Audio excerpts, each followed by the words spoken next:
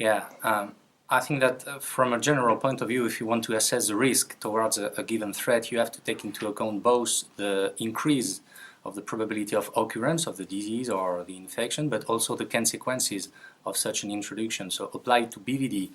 it consists in considering either a specific risk or increased risk in such a system, so co-calf system, regarding the probability of introduction of the virus and what could be the consequences of such an introduction in co-calf system in comparison to other ones. So regarding the first question, so the probability of occurrence, so that means introduction of the virus, I think that we can consider that the specific risk regarding co-calf system relies on the fact that the duration in pasture is really increased in such a system in comparison to other ones, so the probability of contact through the fence with other herds is for sure increased. And the other risk is that within such a system there is very frequently a bulls fattening unit, and then we take bulls from different origins gathered within a herd, and in such a system the status of the bulls that you came into the herd are very frequently unknown. So this is, to my opinion, two major risks in co-calf system regarding the introduction of the virus. And then if we consider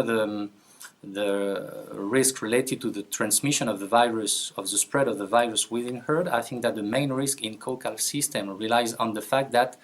the calf, so putatively the PI, is among cows and heifers, even those pregnant, and so the major risk is that the transmission of the virus will spread very fast to the cows and heifers in comparison to dairy herds where the calf are very frequently in another barn.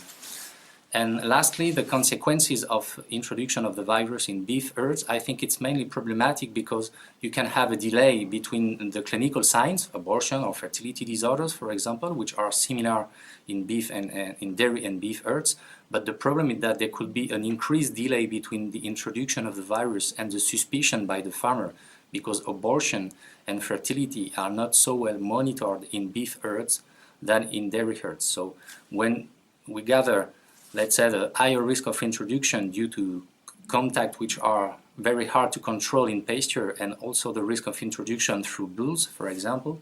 and if we consider also the major risk in terms of reproduction failure, which is actually in beef herds the main income for the farmer, we understand why vaccination is quite systematically a pillar for controlling the disease in beef herds.